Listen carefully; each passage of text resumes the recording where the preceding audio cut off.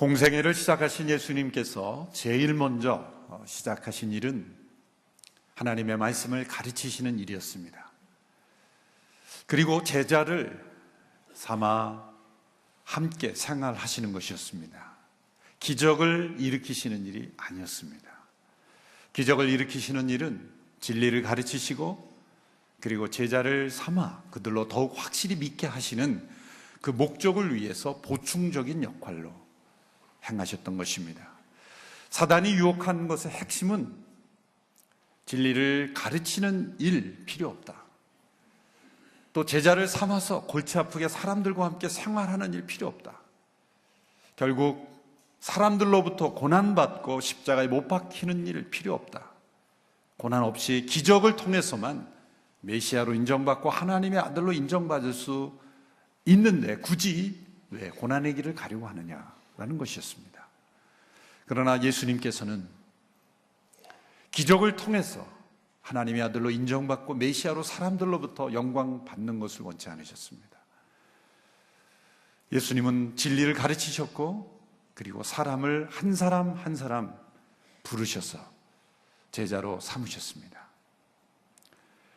예수님의 기적을 통해 많은 사람들이 몰려든 것 같지만 사실은 오늘 본문 누가복음 4장 5장에 보면 예수님의 진리를 가르치시고 그 진리의 권세 앞에 수많은 사람들이 모여들었다는 것을 알 수가 있습니다.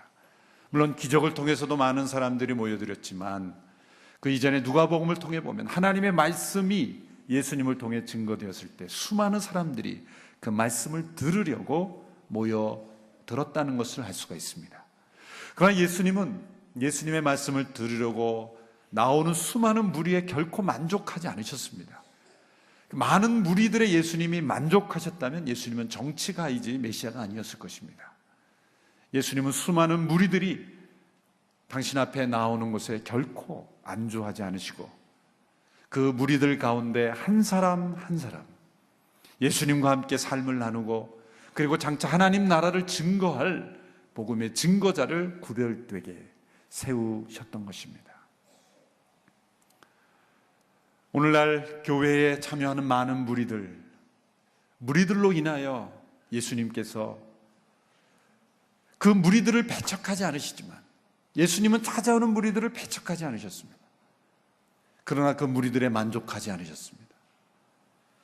오늘 이렇게 많은 성도들 예배하러 오는 예배 참석하는 성도들의 많은 숫자에 우리가 서로 만족한다면 결코 예수님이 기뻐하시는 교회가 아닐 것입니다. 예수님이 그 가운데서 한 사람 한 사람을 부르셔서 제자로 변화시켰던 것처럼 우리 한 사람 한 사람이 예수 그리스도의 제자로 변화되지 않는다면 주님이 기뻐하시는 교회가 아닐 것입니다.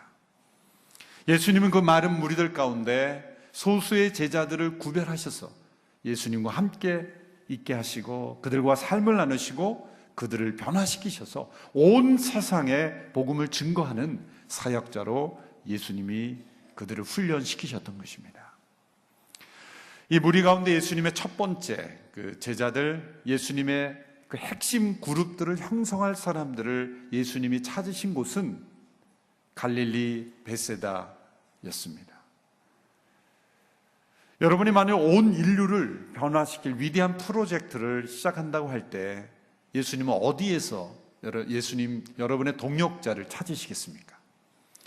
그 당시에 그래도 이스라엘을 움직일 수 있는, 팔레스타인을 움직일 수 있는 도시는 예루살렘이었습니다. 그곳에서는 니고데모와 같이 또 가말리엘과 같이 지성적으로 다각도로 잘 훈련된 그런 훌륭한 바리새인들, 훌륭한 지도자가 될 수 있는 소위 엘리트들이 많이 있었던 도시였습니다. 근데 예수님은 예루살렘에서 예수님의 첫 번째 제자 그룹을 찾지 않으셨습니다. 갈릴리의 베세다는 어부들의 집, 어부들의 도시라는 그런 뜻이죠. 어부들이 많은 갈릴리 호수 근처에 있는 어부들 가운데에서 예수님은 자신의 첫 번째 제자 그룹을 선택하셨던 것입니다. 왜 예수님께서 예루살렘의 젊은 바리새인들, 훌륭한 그런 지도자가 될 수 있는 젊은이들 가운데 그 첫 번째 제자 그룹을 찾지 아니하시고 갈릴리의 벳세다의 어부들로부터 그 첫 번째 제자 그룹들을 부르셨을까요? 우리는 여기에서부터 큰 은혜와 도전과 감동을 받아야 합니다. 세상은 잘 준비된 사람을 찾죠. 또 그런 가능성 있는 사람을 찾죠. 그러나 하나님께서는 사람들이 보기에도 준비되어 있지 않고 사람들이 보기에도 가능성이 없어 보이는 그런 사람들에게서도 하나님 위대한 가능성을 창조하시는 분이십니다. 하나님께서는 너무나 지극히 평범한 사람들을 위대한 하나님의 사람으로 인류를 변화시키는 사역자로 변화시킬 수 있는 그런 분이십니다. 사람들이 사람을 변화시키는 것은 한계가 있습니다. 그러나 하나님이 택하신 사람을 변화시키는 데는 한계가 없습니다. 어부라는 직업을 무시하는 게 아닙니다. 하나님은 이 베드로와 같이 지성적인 훈련이 부족했던 사람일지라도 사도행전에 보면은 이 베드로가 설교하는 걸 보고 주변 사람들이 다 놀라죠. 벳세다 출신의 어부였던 베드로가 구약의 말씀들을 인용해서 진리의 말씀을 증거하는 걸 보고 주변 사람들이 다 놀랍니다. 아니 수천 명들을 주 앞에 나오게 하는 위대한 성령의 사역자요 말씀의 사역자로 하나님은 베드로를 변화시켰던 것입니다. 나의 능력이 중요한 것이 아니라 하나님께 붙들려 있는가가 중요한 것입니다. 하나님은 그 어떤 사람이라도 부르시면 그 사람을 통해서 일하실 수 있는 하나님이시다. 그를 보여주시기 위해서 예루살렘에 잘 준비된 젊은이들 가운데 제자를 찾기보다는 갈릴리의 어부들 가운데 예수님의 첫째 제자 그룹을 형성하셨다. 또 한 가지 이유가 있습니다. 그것은 예수님의 제자들이 앞으로 행할 그런 일들의 성격을 어부라는 직업이 잘 보여주기 때문입니다. 예수님께서 오늘 본문 10절에서 베드로를 부르신 이후에 뭐라고 말씀하셨습니까? 두려워하지 마라. 내가 이제는 사람을 낚을 것이다. 사람을 낚을 것이다. 이 말씀이 장차 예수님의 제자들의 사명, 제자들의 어떤 정체성, 제자들이 앞으로 해야 될 사역이 어떤 사역인가를 보여주는 것입니다. 그것은 사람을 낚는 일입니다. 어부는 한 마리의 고기를 잡기 위해서 얼마나 큰 수고를 해야 되는지를 아는 사람들이죠. 밤새도록 그물을 내리고 그 바다의 찬바람을 맞고 그 생선의 비린내를 맡고 그물을 씻는 한 마리 한 마리의 고기를 잡기 위해 얼마나 큰 수고를 해야 되는지를 아는 사람들이 바로 어부들입니다. 그러므로 이 첫 번째 제자 그룹이 예수님의 이 말씀, 자신들을 부르셔서 주시는 사명을 들었을 때 그들은 직감적으로 우리가 어떤 일을 해야 하는지, 어떤 희생과 헌신이 요구되는지를 그 누구보다도 가장 잘 알았을 것이기 때문입니다. 성경에 보면은 이 큰 물이 하나님의 심판, 부정적인 의미로 많이 사용됩니다. 큰 물이 너희를 덮칠지라도, 그럴 때는 그건 재앙과 고통과 하나님의 심판을 의미하죠. 물로 세상을 심판하셨죠. 그러므로 사람을 물고기에 비유하고 이 세상을 물로 비유한 것은 이 멸망당할 이 세상 가운데 있는 인간들을 구원하는 일, 마치 고기를 물에서 건져내듯이 한 영혼 한 영혼 하나님의 심판과 진노 가운데 있는 인간들을 구원하는 일로 너희를 부르실 것이다. 그러한 사명을 주시기 위해서 어부라는 직업 가운데 첫 번째 제자 그룹을 선택하신 것입니다.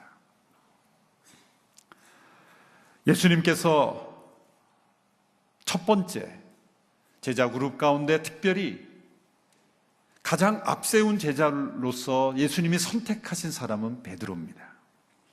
오늘 본문은 이 베드로가 예수님을 만나 전적인 제자로 풀타임으로 자신의 모든 것을 버려두고 예수님을 따르게 된 그 결정적인 사건을 우리에게 설명해 주고 있습니다. 베드로가 물론 예수님을 처음 누가복음 5장에서 처음 만난 것은 아닙니다. 다른 복음서들과 이미 앞선 누가복음의 사건들을 통해 보면 베드로는 적어도 2번 예수님을 대면하여 예수님이 어떤 분인지를 경험했던 적이 있습니다. 첫 번째 경험은 요한복음에 보면 이 베드로의 동생인 안드레가 예수님을 먼저 만납니다. 예수님을 만난 안드레는 예수님 메시아라는 걸 발견하고 예수님을 즉시로 따르는 제자가 되었죠. 그래서 형에게 소개를 합니다. 복음서에 보면은 예수님을 만난, 메시아로 만난 사람들은 즉시로 자신의 주변 사람들에게 예수님이 어떤 분인지를 소개합니다. 그래서 동생 안드레가 형 베드로에게 소개한 겁니다. 형, 내가 메시아를 만났어. 그래서 이 동생의 소개로 예수님을 만나게 되죠. 그때 예수님께서 베드로의 이름을 바꿔주십니다. 그때 베드로의 이름은 시몬이었어요. 시몬. 누가복음에 보면 그래서 베드로라는 이름이 안 나오고 시몬, 4장에도 시몬이 나오죠. 예수님이 만나자마자 이 시몬의 이름을 바꿔줍니다. 장차 내 이름을 게바라리라. 게바는 이 베드로, 우리는 베드로로 알고 있지만 이 게바는 베드로의 아람어식 발음이죠. 게바라리라. 같은 뜻입니다. 게바, 베드로 같은 뜻입니다. 반석, 바위라는 뜻이죠. 우리에게는 베드로가 친숙한 이름이지만 그 당시에도 이 게바, 베드로라는 이름은 알려지지 않는 아주 익숙하지 않은 이름이었다 그럽니다. 우리식으로 말하자면 너는 장차 바위가 될 것이다. 그러니 이 베드로가 기분이 좋았겠습니까? 안 좋았겠습니까? 저라면 그런 느낌이 들었을 거예요. 당신이 누군데 내 이름을 함부로 바꿔? 사실 그렇게 썩 기분이 좋진 않았어요. 그런데 구약적인 유대인들, 우리 입장에서는 그렇지만 구약적인 그 배경 속에서 만일 베드로가 구약을 성실하게 읽고 이해한 사람이었다면 그건 엄청난 사건이에요. 예수님의 제자들 가운데 예수님이 이름 바꿔준 사람이 있습니까? 구약에 보면 하나님께서 한 사람을 이름을 바꿔주실 때는 그 사람 보통 사람이 아닌 거예요. 특별한 계획이 있는 사람이에요. 그리고 이름은 하나님이 바꿔주시는 겁니다. 하나님이 바꿔주시는 겁니다. 예수님이 시몬의 이름을 게바라리라 한 것은 예수님 하나님이시라는 거예요. 그리고 그 사람은 하나님의 역사에 있어서 귀하게 쓰임 받을 대상이라는 것을 설명해 주는 거예요. 베드로는 아마 느낌이 이상했을 거예요. 이분이 왜 나의 이름을 바꿀까? 그러나 성경에 보면 즉시로 예수님을 따르지 않았습니다. 그러고 나서 누가복음 4장에 보면은 저희가 스킵했지만 오늘 본문 5장 이전의 사건 보면 4장 38절 39절에 보면 예수님께서 시몬의 장모의 열병을 고쳐주십니다. 시몬의 장모가, 베드로의 장모가 열병에 걸려서 중병에 걸렸을 때 사람들의 간청을 받고 예수님이 그 집에 가셔서 그 병을 고쳐주십니다. 마가복음엔 이것이 1장 후반부, 2장 초반부에 기록이 되어 있죠. 그래서 수많은 사람들의 질병을 고쳐주시는 것을 베드로는 목격했을 겁니다. 장모님의 질병을 고쳐주는데 베드로가 모른 채 할 리가 있겠습니까? 적어도 베드로는 이미 예수님을 2번 대면하여서 예수님이 어떤 분이시라는 것, 그리고 그분의 능력이 어떤 분이라는 것, 그분의 권세가 어떤 권세라는 것을 이미 경험했습니다. 그리고 오늘 누가복음 5장에서 예수님을 만나는 세 번째 만남의 장면이라고 말할 수가 있는 것입니다. 베드로는 예수님이 훌륭하신 분이라는 건 잘 알고 있었습니다. 때로는 질병을 고치는 능력이 있는, 권세 있는 분이라는 것도 알았습니다. 수많은 사람들이 예수님의 말씀을 듣기 원하는 그러한 능력 있는, 권세 있는 진리를 가르치시는 이라는 분이라는 것도 그는 잘 알고 있었습니다. 그런데 오늘 본문은 누가복음 5장 1절 2절을 보면 갈릴리 호숫가의 수많은 사람들, 게네사렛 호수라고 되어 있는데 게네사렛은 갈릴리 호수의 옛 지명입니다. 우리가 지금은 서울이라 그러지만 예전에는 한양이라고 그러지 않습니까? 그런 것처럼 이 시간이 흘러감에 따라 지명이 다른데 그래서 옛날 단어를 그냥 쓰는 분들이 있죠. 게네사렛, 디베리아는 이제 헬라 시대에 붙여진 이름이고 갈릴리 다 같은 이름입니다. 그 갈릴리 호수에서 많은 사람들이 예수님께 몰려들어서 말씀을 들으려고 1절에 보면 모여들었지만 베드로는 그물을 씻고 있는 어부들 가운데 있었다는 것이죠. 아직까지 베드로는 예수님을 동생 안드레처럼 가까이서 따를 만한 그런 마음도, 그런 이유도 발견하지 못한 것입니다. 예수님께 대해 관심이 없어서는 아닙니다. 예수님의 능력을 인정하지 않아서는 아닙니다. 자신의 장모의 질병을 고쳐주었고, 그리고 수많은 사람들이 예수님의 말씀을 들으려고 한다는 것, 자신의 눈으로 기적이 일어나는 것도 보았을 것입니다. 자신의 이름을 바꿔주신 분. 그러나 아직 베드로는 예수님을 온전히 자신의 전 인생을 전폭적으로 헌신해서 따를 만한 이유는 찾지 못했습니다. 바로 이것이 오늘 우리들의 모습이 아닌지 모르겠습니다. 예수님이 나의 죄를 용서하시는 분이긴 하지만 내가 전폭적으로 따를 만한 주님으로는 인정하지 않는 수많은 성도들이 있습니다. 일주일에 한두 번 교회 나와 예배 참여하긴 하지만 나의 매일매일의 주님으로 모시고 살아갈 이유는 발견하지 못한 것이죠. 나의 구세주, my savior, 나의 구세주긴 하지만 나의 주님, my lord는 아닌 거예요.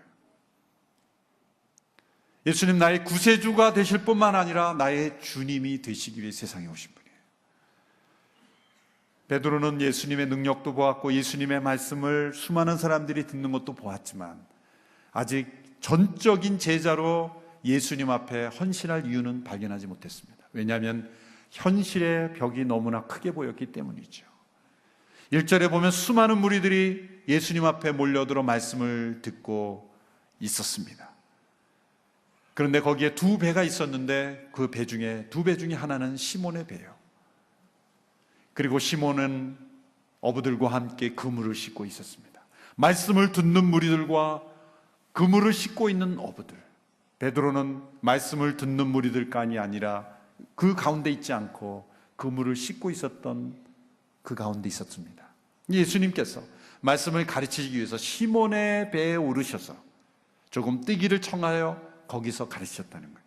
그러니까 시몬의 배를 강대상으로 삼으셨다는 거예요. 사람들이 너무 많이 올려보니까 사람들, 군중들과 거리를 떼기 위해서 배로 약간 거리를 띄우신데 예수님께서 시몬의 배에 오르셨다는 것이 주목해야 하는 것입니다. 예수님은 시몬을 찾아오셨고 시몬을 포기하지 아니하시고 시몬을 제자 삼기 위하여 시몬을 의도적으로 다가오신 겁니다.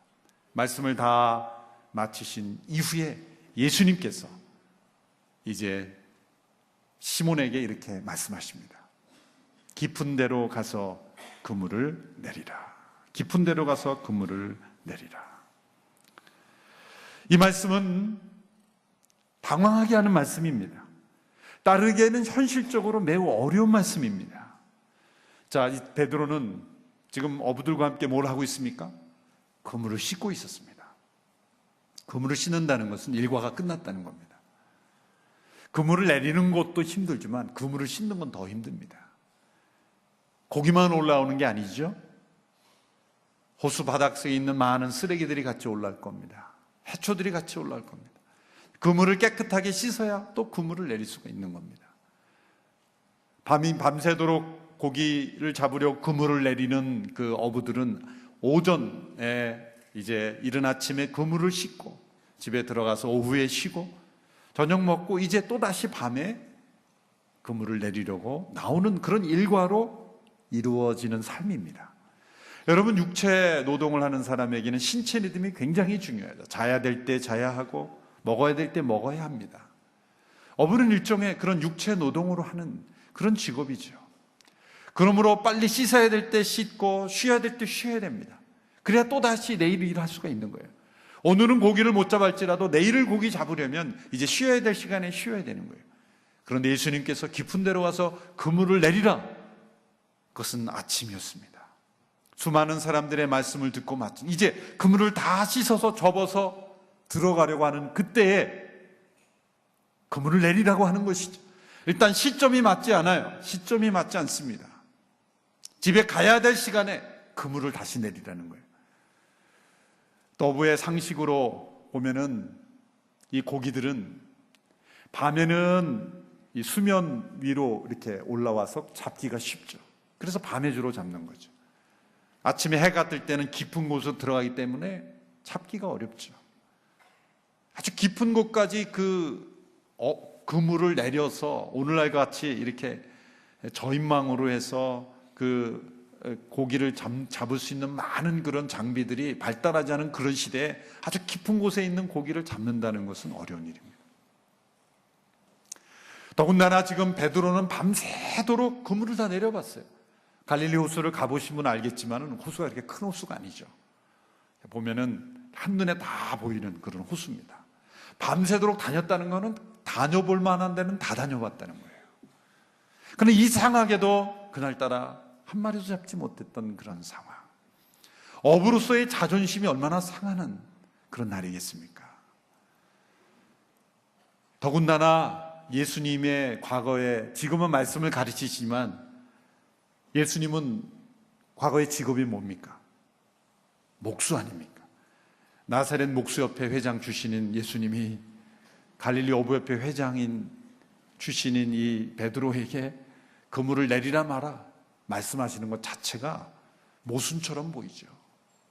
목수가 어부에게 깊은 데로 가서 그물을 내리라 라고 하는 이 말씀을 주는 것 자체가 베드로의 자존심을 상하게 하는 일인 것이죠.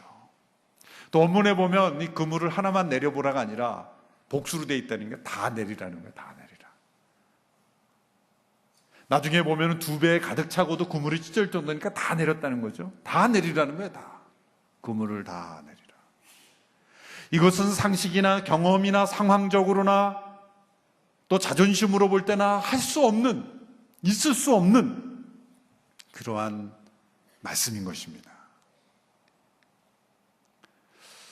그런데 베드로가 정말 놀라운 결단을 내립니다.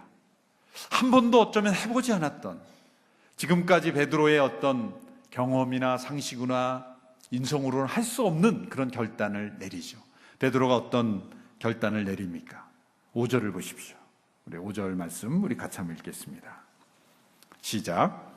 시몬이 대답했습니다. 선생님, 저희가 밤새도록 애썼지만 아무것도 잡지 못했습니다. 그러나 선생님의 말씀대로 제가 그물을 내려보겠습니다. 현재 상황을 고려해서 베드로가 상식적으로 대답하면 당연히 노, 아닙니다. 말도 안 됩니다. 말도 안 되는 말씀 하지 마십시오 라고 했어야 합니다. 그러나 베드로는 이렇게 말씀합니다. 밤새도록 애썼지만 아무것도 잡지 못했지만 선생님 말씀대로 그물을 내려보겠습니다.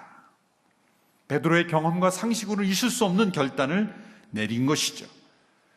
이것은 베드로가 예수님의 그 말씀의 권세, 그리고 예수님이 일으키신 기적의 권세 앞에 어찌할 수 없는 상황까지 이르렀다는 것을 알 수가 있습니다. 예수님이 무시할 수 없는 분이라는 것을 보여주는 것이죠. 만일 예수님이 첫 번째, 예수님이 어떤 분이라는 것, 말씀과 기적을 한 번도 경험하지 못했더라면 베드로는 하지 않았을 거예요. 무시했을 겁니다. 예수님이 한 사람 한 사람을 부르실 때 그 한 사람 한 사람의 개성과 경험과 자존심과 모든 것을 아시고 때에 맞춰 한 사람 한 사람을 부르시는 얼마나 놀라운 예수님이십니까? 안드레는 이런 사건 없이도 그냥 예수님의 제자가 되었어요. 나다나엘은 내가 너를 무화과나무 아래 있을 때 보았노라, 그 한 말씀으로 제자가 되었어요. 그런데 때로는 어떤 사람은 이런 기적, 이런 특별한 임재가 필요할 수도 있습니다. 부르심의 방법은 다른 것이죠. 어쨌든 베드로는 예수님의 그 권세 앞에 어찌할 수 없어 순종합니다. 그러나 이 순종은 온전한 순종은 아니었어요. 기쁨으로 예수님이 말씀하신 내가 순종하겠습니다, 그런 온전하고 기쁜 순종은 아니었습니다. 번역 개혁 개정에서는 이렇게 번역이 됐죠. 여러분이 익숙하게 들었을 겁니다. 말씀에 의지하여 내가 그물을 내리다. 굉장히 경건하고 멋있게 번역을 했어요, 사실은. 그럼 우리말 번역이 조금 뉘앙스가 더 살아납니다. 원래 번역이 그게 뭡니까? 선생님 말씀대로 해보겠습니다. 해보겠습니다. 이게 아주 번역이 너무 잘 돼 있어요. 말씀에 의지하여 그물을 내리겠습니다. 그러면 굉장히 말씀대로 내가 하겠습니다. 그렇게 순종했더니 물고기가 엄청나게 잡혔다. 그런 것을 설명하는 것으로 우리가 생각을 하는데 이 우리말 번역의 뉘앙스는 더 정확해요. 선생님이에요. 말씀대로 한번 해보겠습니다. 해보는 겁니다. 여러분, 믿음의 시작은 처음에 어떻게 내딛어 보는 거예요. 다 이해하지 못하고, 다 경험하지 못하고, 다 깨닫지 못하고, 다 받아들이지 못해도 해보는 겁니다. 여러분 가운데 성경 66권 다 마스터하고 예수님 믿기로 결심한 분 계세요? 어떤 분은 예수 믿을 때 내가 성경 한 번은 다 읽어야 돼, 10번은 다 읽어야 된다고 결심하고 아직도 안 나온 분 어딘가 계실 거예요. 어떤 성도님은 저한테 인사하는데, 목사님 제가 이제 새가족 과정을 다 마쳤으니 이제 예배 드려도 되지요? 그런 거예요.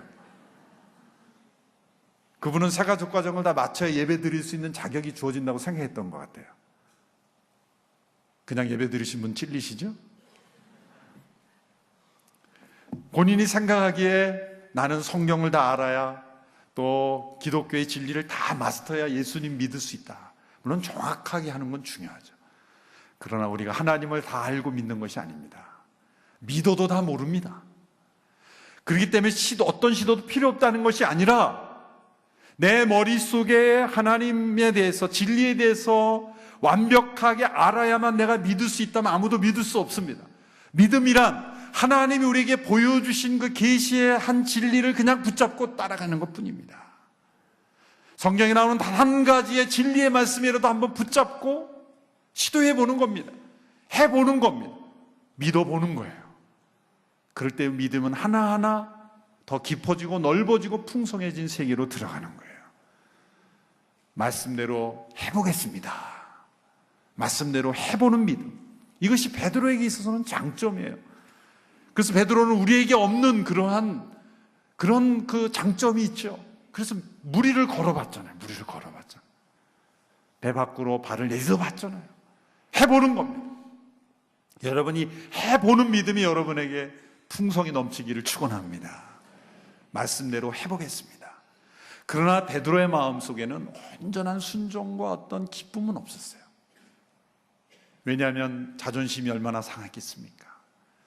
밤새도록 실패와 절망과 낭만 가운데 있었을 때 정말 수많은 사람들이 보는 앞에서 자신의 그물이 비었다는 것을 보이는 것이 얼마나 수치스럽겠습니까? 갈릴리 호수에서 잔뼈가 굵었던 이 베드로가 아무것도 잡지 못했다는 게 얼마나 자존심 상한 일입니까? 그러나 베드로는 모든 것을 내려놓고 해보기로 결심했다는 거죠. 이때 어떤 일이 일어났어요? 그물이 찢어질 정도로 많은 고기가 잡혔습니다. 기적이 일어난 것입니다. 베드로 이러한 기적이 일어날 줄 꿈에도 생각하지 못했을 것입니다. 바로 이때 그물이 찢어질 정도로, 사실 그물만 찢어진 게 아니죠. 베드로의 세계관이 찢어진 거예요. 베드로의 지금까지의 자기를 믿고 경험을 믿고 상식을 믿고 잔뼈가 굵은 이 어부로서의 자신의 자존심을 믿고 살아왔던 베드로의 세계관이 찢어진 거예요. 경험이 찢어진 거예요. 여러분, 참된 믿음은 나의 세계관을 찢어버립니다. 우상과 편견과 고집과 자존심과 자기 자신의 의와 경험에 사로잡힌 나의 세계가 찢어져야 진정 믿음의 세계로 들어가는 거예요. 믿음은 하나님을 나의 세계 속에 가두는 게 아닙니다. 하나님이 내 인생에 찾아오신다면, 하나님의 임재가 내 인생에 찾아온다면, 주님의 임재로 내 인생에 기적이 일어난다면 나의 인생, 나의 세계관, 나의 경험은 그냥 있을 수 없어요. 찢어지는 거예요. 그물이 찢어지는 거예요. 이거는 예수님께 상징적으로 우리에게 보여주시는 거예요. 내가 나의 길을 따라온다면 너의 그물은 항상 찢어질 것이다. 나의 인생의 그물이 찢어져야 진정 예수님을 만난 경험이 있는 것입니다. 그런데 이 찢어질 정도로 많이 고기가 잡힌 이 상황 속에서 베드로가 어떻게 고백하는지를 보세요. 이것이 가장 중요합니다. 5장 8절의 말씀을 우리 같이 한번 읽어볼까요? 5장 8절의 말씀 같이 읽습니다. 시작. 시몬 베드로가 이 광경을 보고 예수의 무릎 앞에 엎드려 말했습니다. 주여, 내게서 떠나십시오. 저는 죄인입니다. 자, 여러분 보십시오. 베드로가 정말 말씀에 의지하여 기적이 일어날 줄 믿고 예수님의 말씀대로 행동하면 변화가 일어날 줄 믿고 그런 믿음이었다라면 이런 고백이 나오면 어색한 거죠. 그물이 찢어질 정도로 많은 고기가 잡혔다라면 예수님 감사합니다. 역시 말씀대로 순종했더니 기적이 나타났군요. 그렇게 기뻐하는 고백과 찬양이 있어야 되는데 베드로 우리가 생각하기 어려운 당황스러운 고백을 합니다. 주여 저를 떠나소서. 저는 죄인입니다. 그 만선 앞에서 그물이 찢어질 정도로 많이 잡힌 고기 앞에서 왜 갑자기 자기가 죄인이라 그러지? 그런 두 가지를 이 상황을 통해서 발견했던 겁니다. 저처럼 예수님이 누구인지를 확실히 알게 됐어요. 그가 그물을 내릴 때는 뭐라고 고백했습니까? 선생님이요. 선생님이요. 훌륭한 분이었던 거예요. 기적을 일으키시고 말씀을 증거하시는, 때로 신비한 기적도 소유하시는 분이었지만 베드로의 세계에서는 선생님이었던 거예요. 선생님. 그런데 이 기적을 통해서 그는 예수님 뭐라고 부릅니까? 주여. 주는 여호와 하나님이라는 거예요. 만물을 주관하시고 통치하시는 하나님이 아니시고는 어떻게 자신이 밤새도록 그물을 내렸지만 한 마리도 잡지 못한 동일한 호수에서 어떻게 이 수많은 고기가 잡힐 수 있었겠습니까? 베드로가 깊은 데는 그물을 내려보지 않았습니까? 아니죠. 다 베드로가 내려본 데였어요. 고기가 잡히지 않는 시간에 잡힐 수 없는 곳에서, 그러나 예수님의 말씀대로 해보았더니 기적이 일어난 거예요. 예수님이 한 말씀 하신 거죠. 얘들아 모여라. 물고기에게 다 모여라.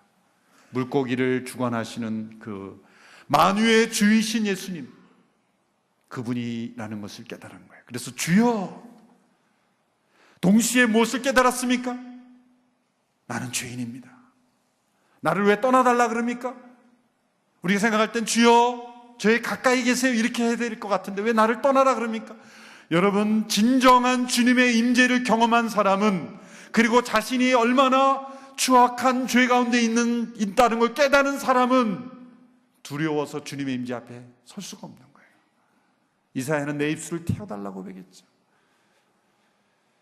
주님의 주님 되심을 깨닫고 나의 죄인됨을 깨닫는 것, 이것이 주님의 제자로서의 첫 번째 출발인 것입니다. 이 두 가지 고백이 우리에게 있습니까? 예수님이 주님이시라는 것, 그리고 주님의 임재 앞에 설 수 없는 죄인이라는 것. 베드로가 자존심이 상했고 어쩔 수 없이 행했고, 그냥 선생 훌륭하신 분이니까 내가 속는 셈쯤 한번 해보자, 어디 한번 해봅시다. 속으로는 예수님 망신당할 수도 있습니다. 그러한 마음이, 복잡한 마음이 있었다는 것, 그것이 자기의 죄성이라는 것, 자기 앞에 계신 분이 정말 주님이시라는 것을 인정하지 않았던 베드로의 마음 때문에 그의 죄성을 보게 된 거예요. 우리가 예수님의 제자로 출발하는데 가장 큰 장애물은 무엇입니까? 우리의 자존심이에요. 이 베드로 앞에 나타나신 주님의 임재를 통해서 예수님은 베드로가 얼마나 큰 죄인인지를 깨닫게 하셨어요. 주여 나를 떠나소서, 나는 죄인이로소이다. 여러분, 날마다 우리가 이런 고백 앞에 정말 하나님이 어떤 분인지를 깨닫고 내가 어떤 죄인인지를 깨닫는 가운데 주님의 부르심 앞에 순종하는 저희들이 되기를 축원합니다. 이러한 베드로의 고백 앞에 예수님께서 베드로에게 제자로 부르시며 사명을 주셨죠. 아까 우리가 함께 살펴본 10절의 말씀 우리 같이 한번 읽어보겠습니다. 10절 시작. 세베대의 아들들이며 시몬의 동료인 야고보와 요한도 놀랐습니다. 그때 예수께서 시몬에게 말씀하셨습니다. 두려워하지 마라. 이제부터 너는 사람을 낚을 것이다. 이제 고기를 잡는 어부에서 사람을 낚는 어부로 대전환이 이루어진 겁니다. 예수님의 제자란 사람을 낚는 어부들입니다. 옛날에 어부들이라고 불렀던 사람들이 있었다고 합니다. 매주 매달마다 이들이 모여서 하는 일은 회의실에 모여서 고기잡이에 대한 토론을 하는 일이었습니다. 그들은 보다 새롭고 효과적인 고기 잡는 방법이 없을까 연구했습니다. 비용이 어마어마하게 드는 세계적인 컨퍼런스도 열었습니다. 장비와 정보를 교환하기도 했습니다. 그 아름다운 건물을 지어놓고 세계 고기잡이 센터라고 부르기도 하였습니다. 고기 잡는 일을 장려하기 위해 별도위원회를 만들기도 했습니다. 멀리 가서 다른 색깔의 고기를 잡는 안건도 내놓고 토론하기도 했습니다. 돈을 아주 많이 들여서 넓은 어부 훈련소를 지어놓고 고기 잡는 법도 가르쳤습니다. 거기서 가르치는 사람들은 모두 어업 박사학위를 가진 사람들이었습니다. 어업의 역사를 공부하기도 하고 수세기 전에 조상들이 얼마나 위대한 어장을 경영해 있는지를 보기 위해 외국에 다녀오기도 했습니다. 그러나 그들이 하지 않는 단 한 가지 일이 있었는데 그것은 고기를 잡으려고 바다로 나가지 않았다는 겁니다. 고기를 잡으러 바다로 나가지 않은 어부는 어부가 아닙니다. 어쩌면 오늘 이 시대에 사람을 낚는 어부로 부르신 저와 여러분들을 고기를 잡으러 바다로 나가지 않는 어부가 아닌가. 어떤 교회에서 전도 훈련을 해서 이제 각 집에 다니면서 신방 전도를 하고 경험을 나누는 시간이 있었는데 이제 목사님이 이렇게 질문했다는 거예요. 교회에서 출발해서 방문하는 집에를 놓고 할 때까지 무슨 기도를 하셨습니까? 그랬더니 어느 젊은 청년이 아주 정직하게 이렇게 대답했다고 합니다. 네, 그 집에 아무도 없기를 계속 기도했습니다. 너무 두려워서. 동일한 기도가 우리 가운데 없게 되기를 바랍니다. 예수님을 제자로 부르셔서 사람을 낚는 어부로 부르신 예수님, 우리가 예수님의 제자라면 우리에게도 동일한 이런 사명으로 주어졌는 줄로 믿습니다. 두려워할 필요가 없습니다. 내가 내 능력으로 하는 것이 아니라 예수님이 주님이시고 내가 죄인이라는 걸 분명하게 고백한다면 나머지는 예수님께서 우리에게 능력으로 채워주신다는 거예요. 성령 받은 베드로는 수천 명을 주 앞에 인도하는 사람 낚는 어부로 쓰임 받았습니다. 예수님이 나의 인생의 주님인 것을 확실하게 고백하십시다. 그리고 내가 죄인이라는 것을 고백하십시다. 그리고 사람 낚는 업으로 우리를 부르셨다는 것을 인정하고 주님을 따르는 제자로 주님 앞에 쓰임받는 우리 모든 성도들 다 되기를 주님의 이름으로 축원합니다. 기도하겠습니다. 우리 모두를 예수님의 제자로 부르셨음을 감사합니다. 사람을 낚는 업으로 우리를 부르셨음을 감사합니다. 베드로를 택하여 포기하지 아니하시고 그를 끝까지 변화시키셔서 사람 낳는 업으로 사용하신 주님, 오늘 우리를 찾아오셔서 우리를 변화시키셔서 사람 낳는 업으로 불러주신 것을 감사합니다. 우리를 통해 수많은 영혼들이 주께로 돌아오고 주님께 나오는 귀한 일에 쓰임받는 우리 모두가 되게 하여 주옵소서. 예수님의 이름으로 기도하옵나이다. 아멘. 다 같이 자리에 일어나셔서 함께 봉헌 찬양 드리겠습니다.